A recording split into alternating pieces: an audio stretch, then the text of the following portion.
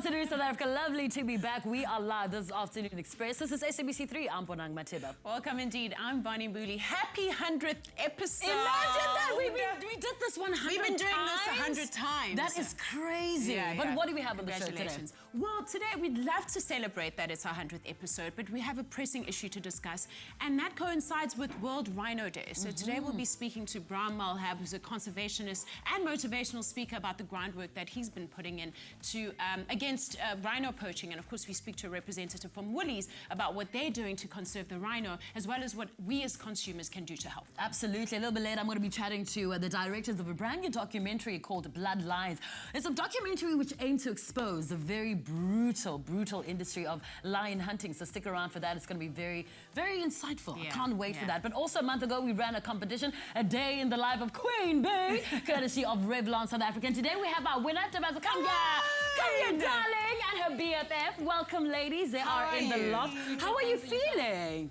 They're not mic, so we're going to speak to them a little bit later. We're going to give you a microphone so that we can get to know you guys a little bit better. But we are live. Call us and tweet us at Afternoon Chat and use our official hashtag Afternoon Express. And of course, we're with Jeannie Maboning D in the kitchen. Did you almost forget me because I've only been here 100 times?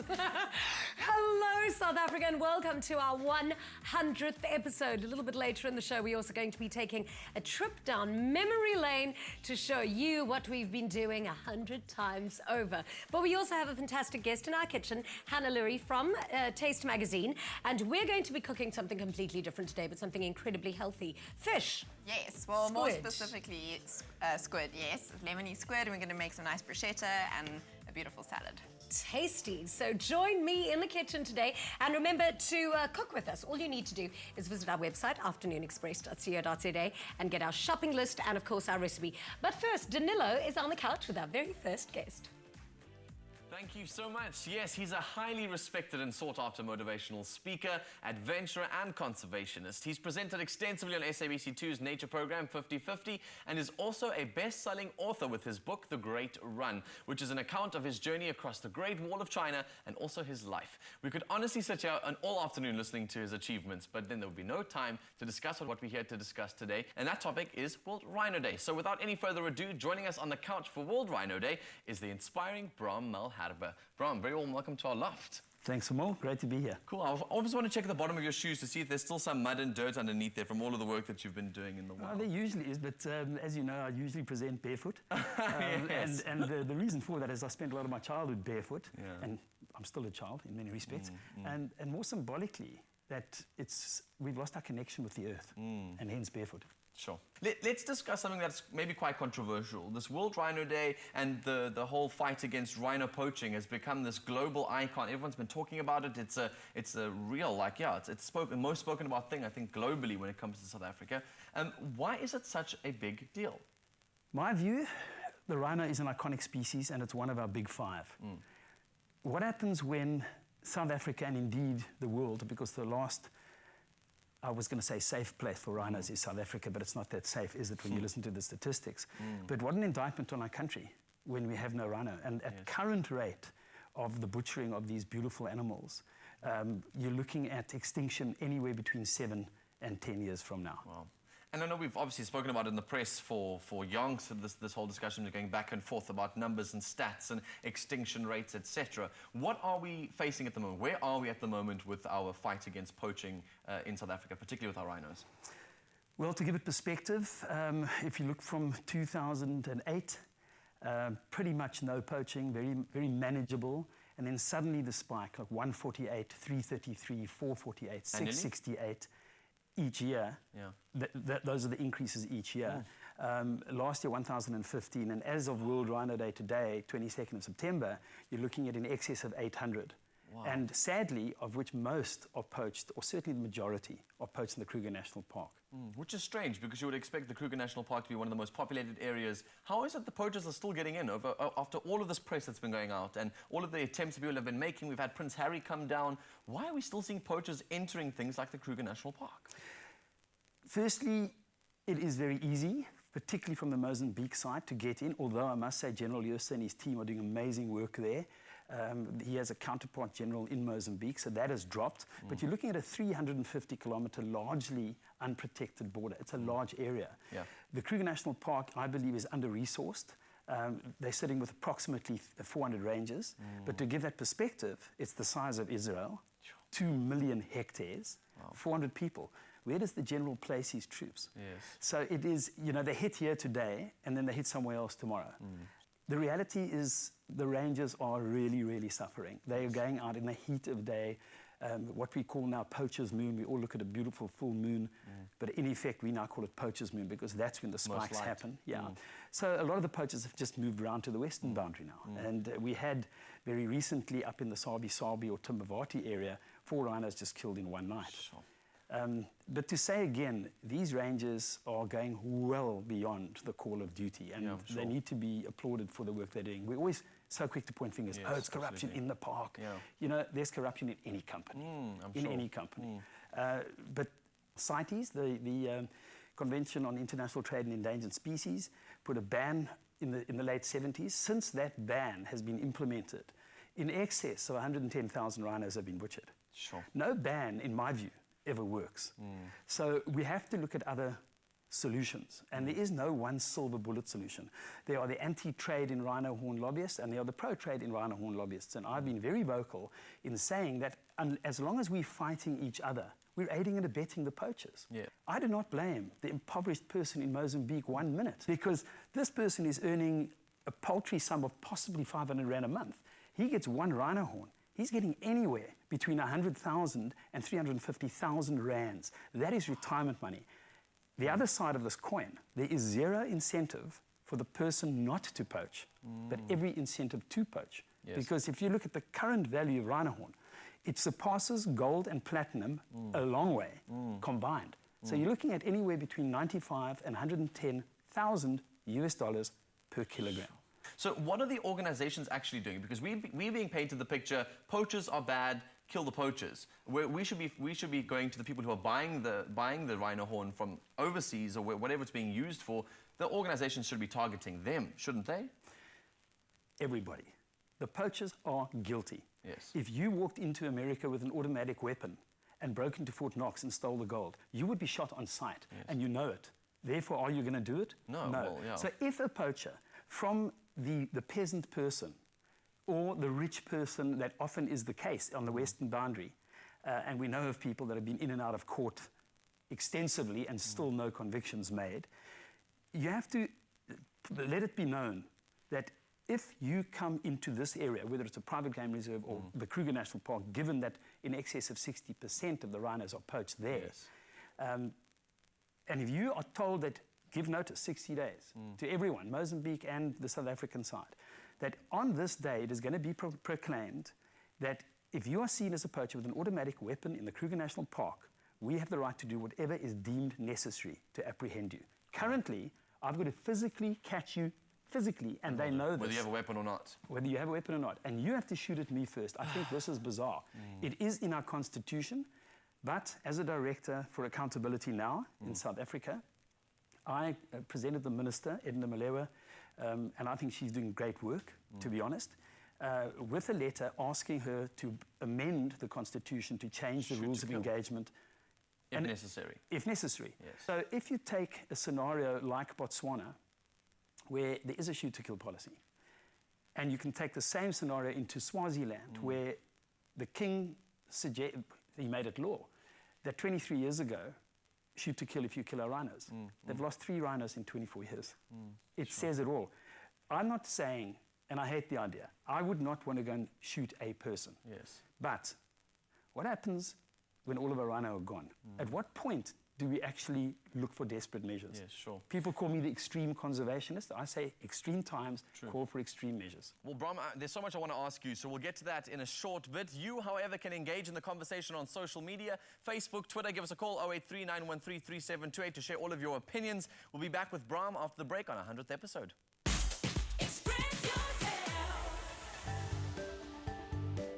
Any occasion, anytime. Nobody makes better tea than you and 5 Roses.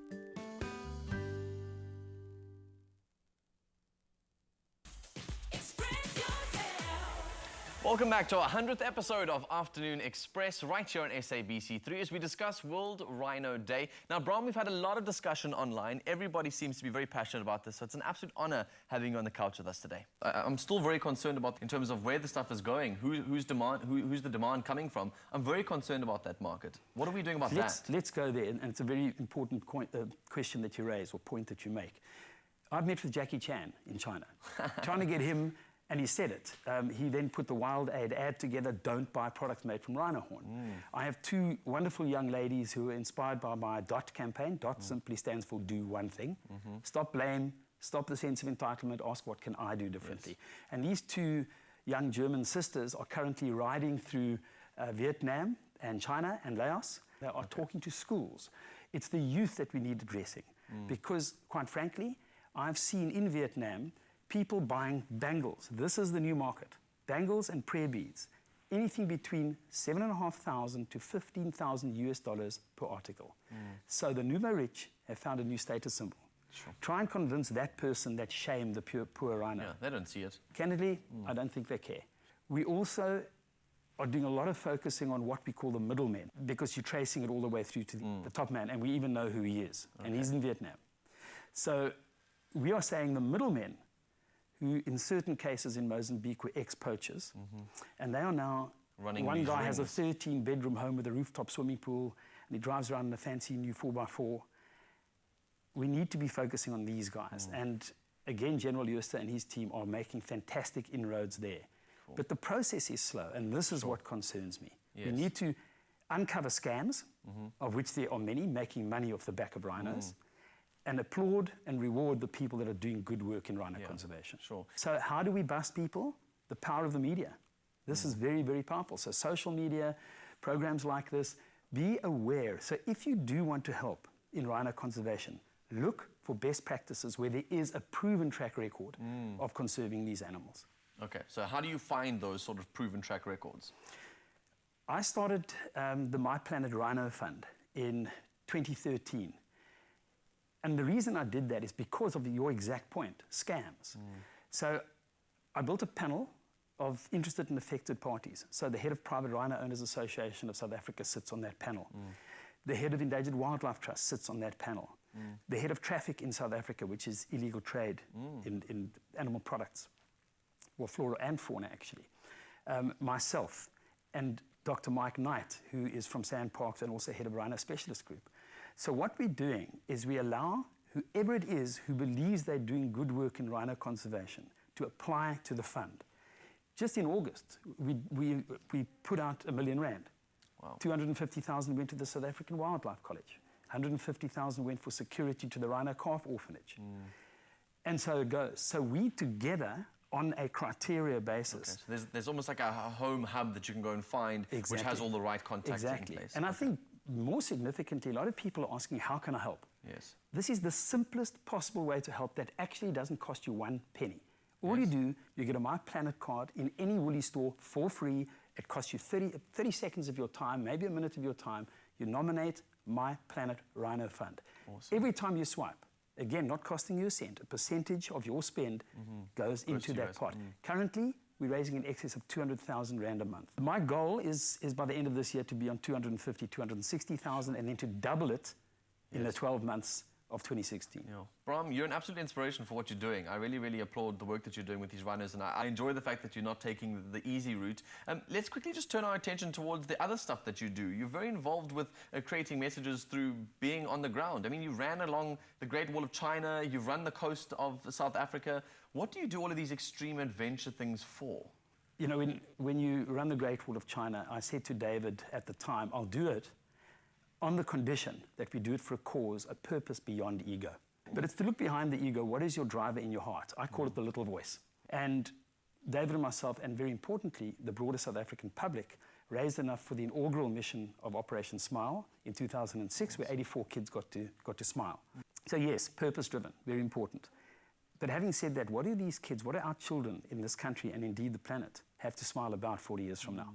And for me, my whole campaign is around stop the emotional impotency.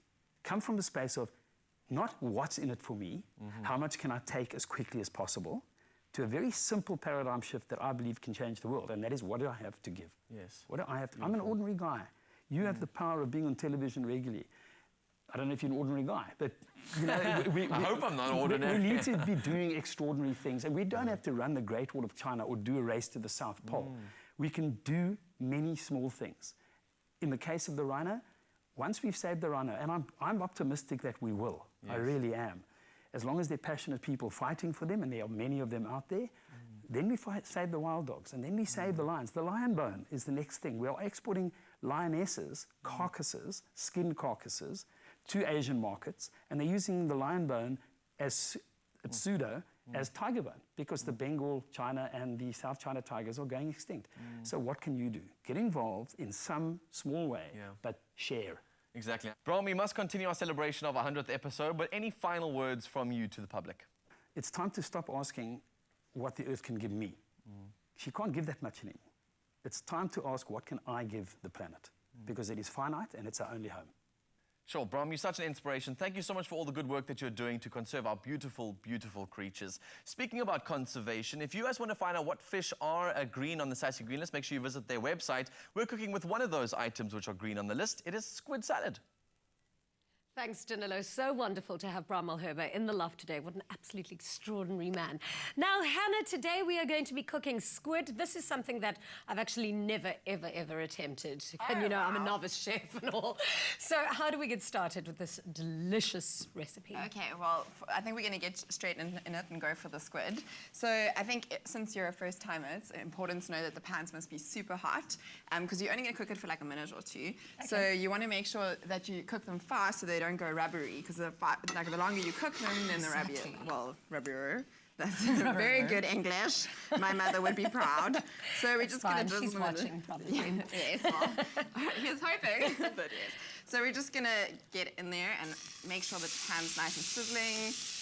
And you want to cook them in batches so that they don't kind of steam either.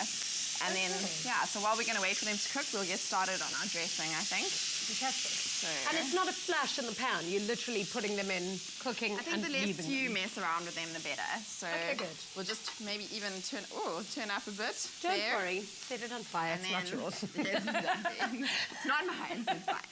So if you don't mind to start zesting the lemon for me, that would be great. So into what? Into this little bowl. That would be amazing. So the zest kind of gives it all that zingy flavor, but we want to make sure that we're not going to go down to the pip, which is... So that should be about fine, and then you turn it around, because you don't want any of the white stuff, which is I'm not actually getting any in the bowl. That's okay. We can it's all about making mess, so it's fine. And then you can, that should be about enough, and then you'll just get rid of it. Yeah. There you go. Is that enough? Yes. Definitely a natural, so it's fine. Thank you. And then if you can cut that and just squeeze some of it in there. Great. And we just add like 2 tablespoons of olive oil, just to get it all started. And then, so I like to use mint with this recipe because it gives a bit of freshness, and especially because summer's coming and stuff. But you can use parsley or coriander, kind of depends what you like. Exactly.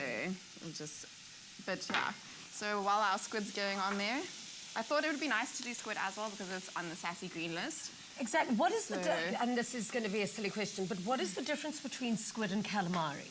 Okay, so I think the squid for me, I'm not like... Thank goodness you know the answer. It would have been quite funny. I know, well, let's just hope that I do. But squid is the smaller, like little pieces like this with the tentacles, and it's a bit more sweet and tender, and calamari is more the kind of stuff that's a bit bigger, and it's what you fry, like typically deep fry and stuff. Okay. So this is why we like to use it for this, because it's sweeter and it's a little bit better. So how's that? Stunning. Great. And then you can start to snip some of these into there too, please, while I give these a bit of a mix around. So you want to get that nice golden... Yes. Now snip tiny little pieces or like chewy pieces? I think like roughly snipped will be perfect. Because you still want to be able to taste it. You don't want it to go brown or anything like that. Oh, and what's nice is as you cut it, you get all of the aromas. Fragrance, yeah, it's amazing. Delicious. I'm just going to season these, and if you don't mind to add the chili and garlic into the dressing too. All of that garlic and all of that chili? It's good for you. Wow. I promise you. I like that you use a lot of garlic. You may as well be Portuguese, like me. As long as you're eating garlic with the people around you, then it should be fine. Exactly. Yeah. So... I'm going on a date tonight. Thanks for running that. I'm joking. I'm pretty sure whoever you're going on a date with won't be worried about your garlic breast. I mean, you are a DVD after all. This is You'll be looking lucky enough. fantastic. So these are almost done. You can see that they've kind of like perked up a bit and they've got a beautiful golden tinge. And so Yeah, they definitely have plumped out. yeah, they're pretty good, sir. So, if you don't mind to put some of this, these beautiful baby herbs into the bowl. Show you, you've got it getting all messy there, but it's all part of the this bowl? process. Yeah, if you can just empty it out into that there. one. Yes, that would be amazing. Thank you. So almost kind of done. So this is the kind of stuff I like to cook when I get home, and it's So very simple. healthy and very tasty and simple. So, And that won't be rubbery. That'll be nicely... all right. So as long as I'm going to turn it off now. And you can always give one a bit of a taste if you want. I'll do it for you. So don't And you're going to taste that. Yeah. Okay, so then what happens? Just that goes onto the bit of lettuce, yeah. So and then this gets thrown on top of it? directly onto the pan. So I just don't want to mess on you or anything. But No worries, go for it. Okay, excellent. There you have it. It looks absolutely delicious. Remember to visit our website, afternoonexpress.co.za, for the recipe and, of course, for the shopping list. Yes. Okay, I'm going to put this over here. Now, after the break, it's the next installment of our Go Green Sustainability series, and we take a look at the controversial documentary film Blood Lions. We'll be right back after this. Willies and I collaborating to raise 100 million rand through the My School program. Are you with us?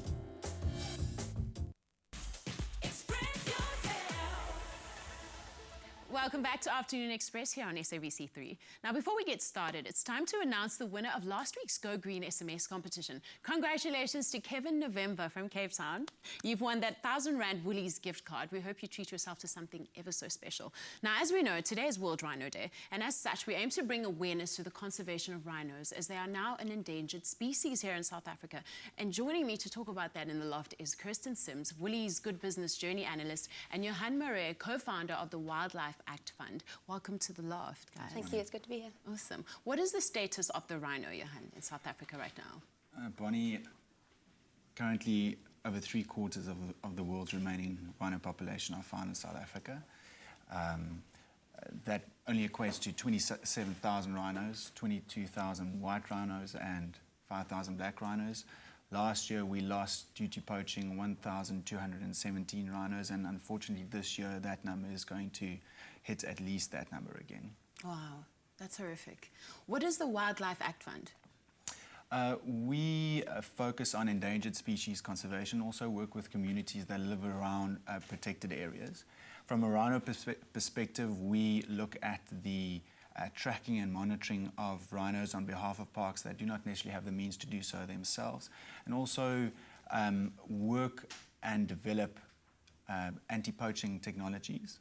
And thanks to Woolworths and their amazing support, we are able to work on the WWF Black Rhino Ranging Expansion Project, where we specialize in fitting tracking equipment to the more than 160 black rhinos that have been moved to new and safe homes across South Africa. Wow.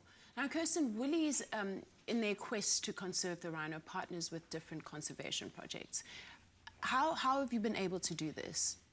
Well, as part of our good business journey, Woolworths is really proud to support initiatives such as the incredible work done by Johan and his team at the Wildlife Act Fund in supporting conservation of African rhino populations.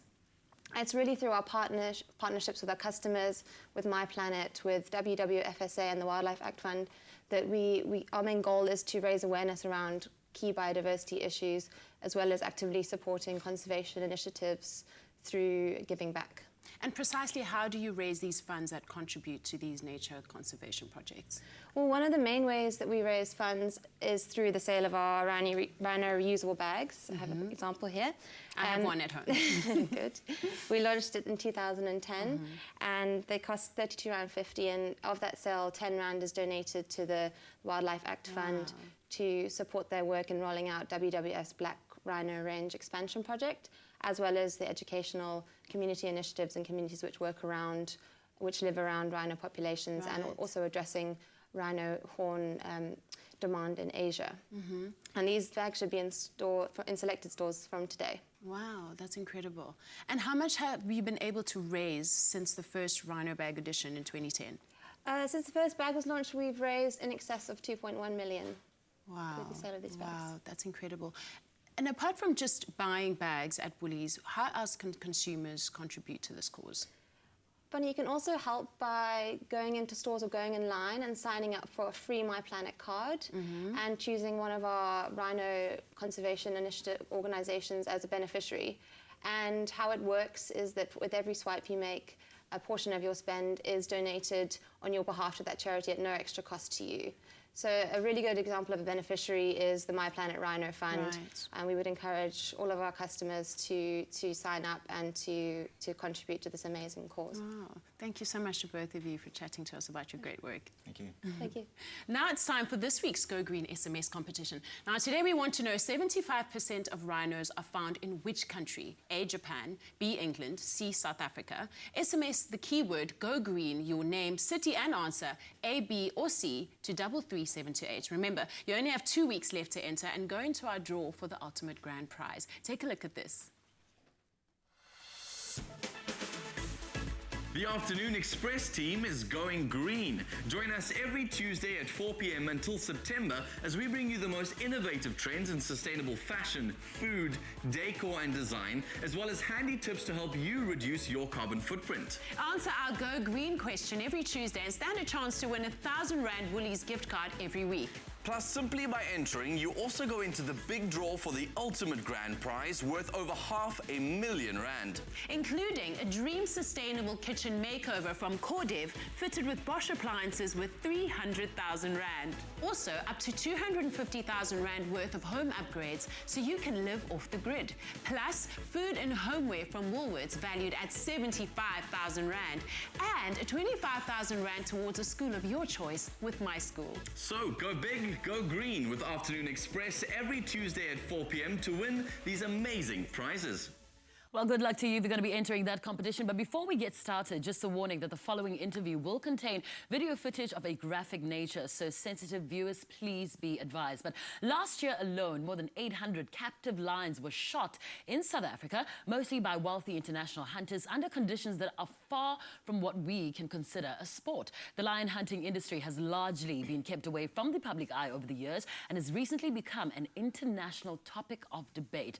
Blood Lions is a documentary film which follows the journey of two men who aim to uncover the realities of this brutal industry. Joining us on the couch is the writer Bruce Young and the camera operator Nick Chevallier, who both directed the film. Gentlemen, welcome to the Loft. Lovely to meet you. I think my first question is, how long has this industry, existed, and when did you decide to create this film? Canned hunting's been around for at least 20 years, early mid-1990s. We decided to make this film when one woman went on to one of these breeding farms and was so appalled at what she saw that she just realized she had to tell the world about this industry, because not a lot of people know that it's going on. Yeah. And this woman, Pippa Hankinson, drew a small team around her. Initially it was the journalist Ian Mickler, who's been working on the story for 17 years, and then brought Nick in and they started filming it. Then I was brought in and another couple of guys, the editor, Dave, and the producer, Jeremy Nathan in Johannesburg. But this team made this film over the last 3 years, and we premiered in Durban at the Durban International Film Festival in July, and then a couple of days after the premiere, a lion called Cecil was killed. Yes. Yeah. And suddenly we realized that the world was ready to hear the story, to hear the message of this film. Yeah. And Nick, let's get into the actual film of the documentary. I understand you faced a lot of resistance. Was there a time where you thought, we can't do this, number one, or our lives are in danger? Yeah, absolutely, Banang. I mean, it was a situation where it was an unknown. I mean, you're going into a story where you're not quite sure because everything's happening behind security fences, electrified fences. It's private property a lot of the time. So there were times where it was harrowing. It was psychologically and physically kind of difficult to be in that situation. And you know, one particular occasion, it was a case of you know, we don't really know if we're going to get out of here too easily. You know. Yeah. So it was a case of realizing that there was a task to perform. There's a story to be told. The research has been done. The facts are there. It's now a case of grabbing the visual material to represent the true story. So that's what it was really all about. And talking about facts and the story, what are you hoping this film, you know, will impact whoever sees it internationally, here at home? Well, first of all, the film's an expose. We want to tell Yes. people what's going on, because a remarkable number of people, their first reaction after the film is, we didn't know this was going on here in South Africa. And then it's all legal, absolutely legal. They're not breaking the law. So we feel, and a growing number of people around the world feel, obviously, when you watch the reaction to the film, that this is not right. Something's wrong here. So what we're hoping to do eventually is raise the level of the conversation so that people know about it. And then on a deeper level, we're hoping people will re-examine their relationship with animals, with other species, and just think again about our place on the planet and whether dominion over the animals means the right to exploit, or does it mean the need to take responsibility? Absolutely. And the most important question, I think, is when can our viewers see the documentary? When will it be available? Where can we find it? It's rolling out right now on a sort of curated event basis. It's part of a campaign, obviously, a worldwide campaign. So it's going from, we're doing screenings all over to relevant groups. I'm doing one later this afternoon, 5:30, to a group of, there's an International Travel Confederation gathering. It was interesting because wildlife volunteers are a big part of this exploitation in this lion industry. And so the World Youth and Student Travel Conference is happening in Cape Town from today. And they weren't interested in letting us do a screening. We thought it was a very relevant message, and a number of people actually tried to get this film screened there.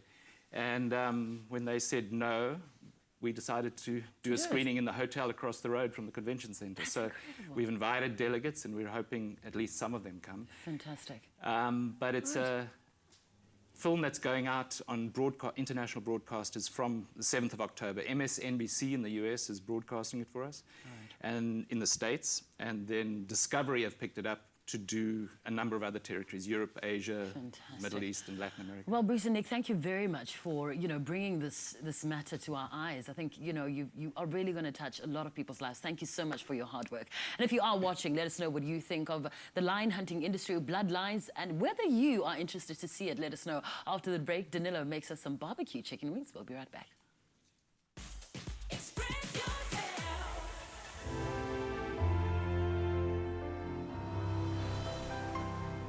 Fresh Pack. Goodness comes naturally.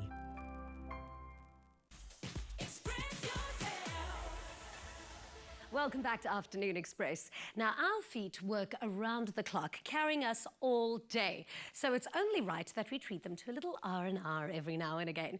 So this footsie tip is one to try straight after the show. It's amazing. To wind down after your long day. So prepare to enter relaxation heaven with this DIY foot massage. You don't need to be a professional masseuse to give your feet a little love. Here's an easy massage you can try yourself at home. First, buff away hard and callous skin with the Shoal Velvet Smooth Electronic Foot File. Follow up with a warm bath with mineral salts to relieve tension and fatigue, allow feet to soak for a while. Then, crossing one foot over your knee out of the water, put a little massage oil on your foot. Gently caress your foot, starting from the toes, moving to the sides, along the sole of the foot and back to the heel. Then massage your ankle and instep. Gently pat the pads under each toe using your thumbs. Slowly slide your thumb from your heel to your toes, along the inside arch of your foot and then along the outer edge. One at a time, hold your toes between your thumb and forefinger and extend them gently. Close one hand around the front of your foot and the other on the back. Then rotate your hands slightly in opposite directions as if you were wringing your feet. Ah, we feel more relaxed already. Oh my goodness, that looks so amazing. My feet need a massage too. I think I'll get Danilo to help me out with that in a bit. But speaking of bliss and relaxation, don't miss the chance to win the vacation of a lifetime to Reunion Island. All you need to do is to enter is first make sure your feet are ready for their moment in the spotlight with the Shell Velvet Smooth electronic foot file. Then snap a footsie, that's a selfie of your feet looking velvet smooth, and enter via Twitter or Facebook using the hashtags #footsie, #afternoonexpress. Winning that island holiday of your dreams couldn't be easier. T's and C's apply, so please visit the Afternoon Express website for details. From wild nature to clear blue lagoons, Reunion Island offers the traveller a unique adventure, exploring a diversity of landscapes and cultures in one exceptional environment. Classified as a World Heritage Site, Reunion Island's stunning landscape allows you to travel from a volcanic desert into a tropical forest, all in a day. Enjoying the harmony of the island, you can experience a variety of cultures and tastes, from Asian cuisine to Creole markets. Reunion is paradise found.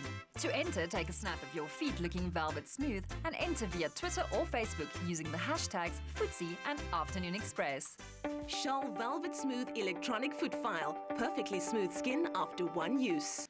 So make sure you get entering all of our competitions right here on Afternoon Express. So I am where I love to be on Afternoon Express. Over the last 100 episodes, I've made some of the most incredible dishes with some of the best chefs we've had. Today, joining us in the loft in our kitchen is Hilton. He is an incredible chef. And what we're going to be making today is one of the dishes that I think every South African loves.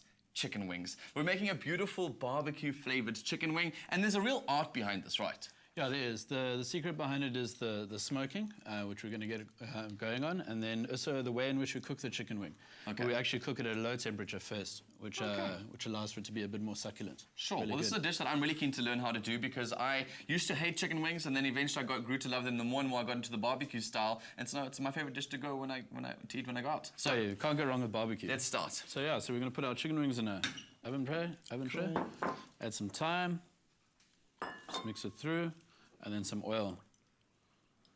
And all it needs is a little bit of salt, pepper, and we put it in the oven at a low temperature. Okay, so we can put that in the oven a little bit later on because I can show you, because we've actually done one officially. So then, once you let that into the oven, for how many minutes and how much temperature? You're looking to do it at about, the lower and longer is better, so about 120 for about 40 minutes. You want the bones to just kind of come out easily so the chicken's cooked. Okay, so the idea is to cook your chicken first and then to create the marinade afterwards. Yeah, so what I've done here, sorry. No, just take your time what's going on here, because this looks very interesting. What I've done here is I've made a little homemade smoker. So I've got oven racks, some smoking chips, some garlic, some split cherry tomatoes. Whoa, smoking chips. So these something you can get separately? They're not normal to yeah, you buy them separately. You can get them at most convenience stores. You either get shavings or the chips. Okay. I prefer not to soak my chips. I prefer just let it dry smoke, and we're only smoking the tomatoes for about 5 minutes. Nobody likes soggy chips. Yeah. So we'll set it up in this way. We'll wrap it with tin foil. Preferably try to do it outside because obviously we're going to create some smoke. Yes. Turn on the heat on full till you just see the smoke coming, and then turn it off. Okay. And then this will then flavour the tomatoes. Oh, so what you've done here, so you've already kind of smoked these already. So these are going to go into the pan, right? There we go. So you can put them in this middle pot. Cool. I'm just going to scoop them in because it's kind of hard to get them out. Also quite warm. So we've smoked these already for you guys, so you can see what they're like. And they go nice and soft already with the skin. They almost they're softened quite a bit. Cool. So those go into the pan and then? And then we add our spices. Which I've got some cinnamon.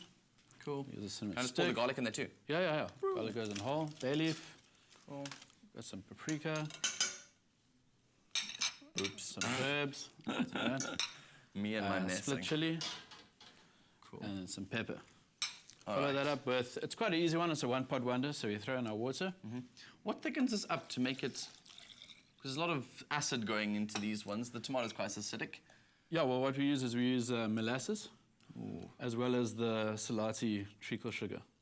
Okay, so that salati sugar that you're using over there is actually muscado, muscovado, and what's really nice about this one is that if it's already mixed with a bunch of caramel inside, caramel syrup, so it gives a nice, rich, sort of exotic, sort of nutty flavour to it. Exactly. Which is nice and different to, I suppose, the normal, typical barbecue, which I like. Because it uses a lot of sugar, but it doesn't taste that sweet. And then I add some red wine vinegar. Ooh, yeah. So now it's really easy. We put it on a low heat, we let it simmer.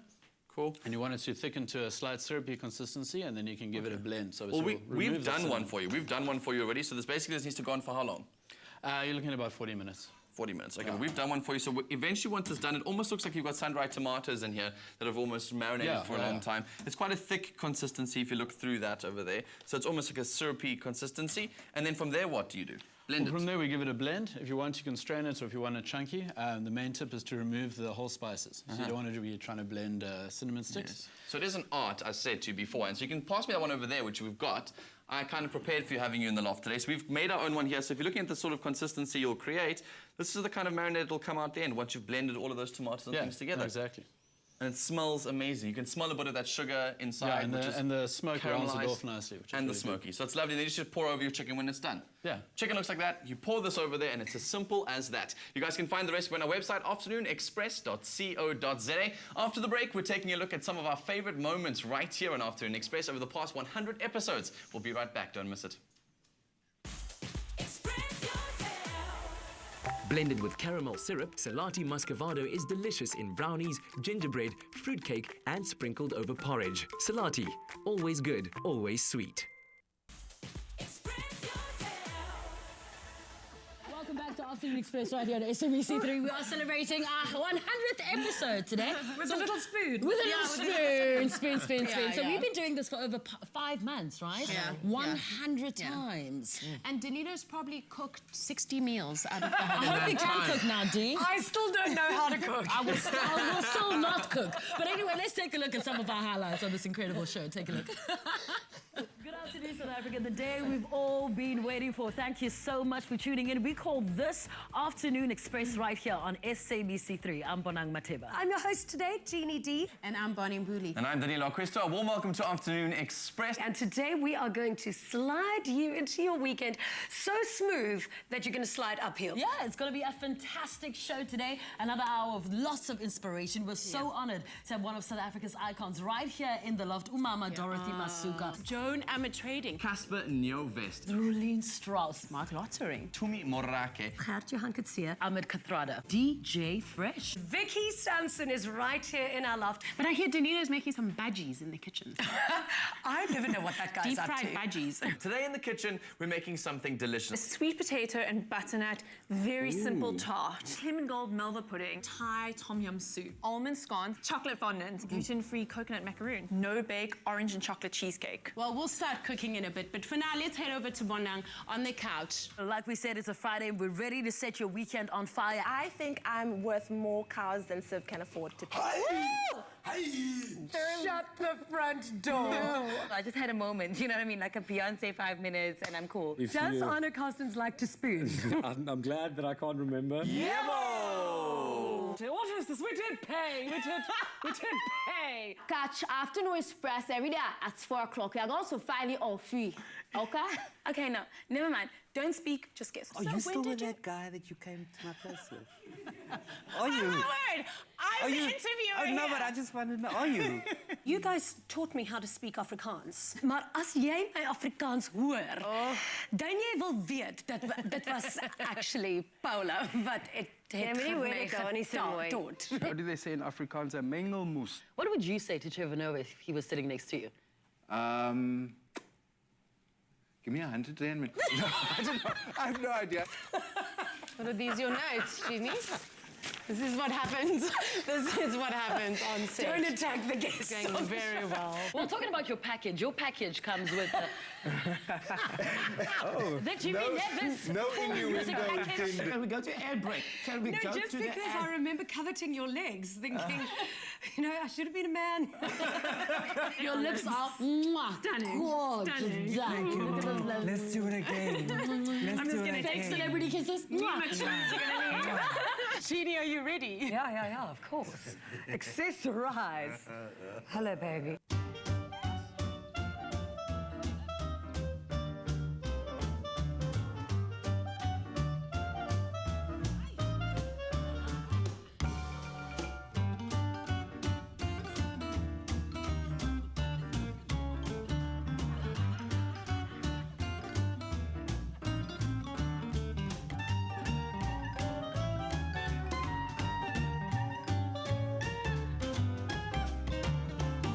Here we go, ladies and gentlemen. Mr. Rocksmith himself. Say you love me.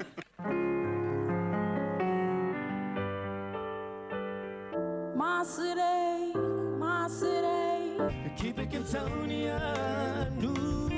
When I was younger, so much younger than today. Die voete van die verlede hardloop kort op my hakskeen en die boelies van my skool daar lag vir my bakbeen.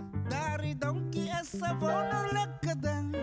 Klim van jou voete af, kom maak 'n plan. Leg jou hande op. The best is yet to come. A whole life was bliss. After I took it to my hood, you couldn't resist. Maar die zo stil aan me, push boy, la viver. Make it known that you believe. Oh, you better stop my African dream. It's a dream that we can follow. Thank you at home for joining us. We've absolutely loved having you. Join us again, same time, same place here on 3. Good night. Mwah. Have a wonderful evening and happy eating. Ciao. Oh, we are so I'm sorry, but this show is amazing. Amazing. Who thought of this? That's incredible. I would watch the show. Oh my God. Now, we were asked to share our personal favorite moments, and you can catch those on our website, afternoonexpress.co.za, on our social It'll media. also be on Twitter and Facebook using the hashtag AfternoonExpress. Apparently there's something behind the couch. You know what? You haven't actually given us enough gifts. I hope it's shoes. gosh. Yeah. I hope it's Who's shoes. making us happy? I hope it's So I shoes. found us a cake. Did Lionel Smith give us Oh, some? that is He so didn't actually. It's not from him. cute. It's not from Lionel Smith. How do you eat That it? You is just take so a, cute. you It just take a doesn't bite even out of look this like a guy's head. cake. Is it a cake? It's a cake. It's It's a a Lionel cake. cake. Can I just bite his head off? Bonang, listen, you're skinny enough. Have a better slice than that. Yeah, Oh baby. my gosh, Yes, guys. give it to me. It's gonna flop over. Oh my God! Oh my goodness! This is awesome! Oh wow, this is so cool! This is awesome!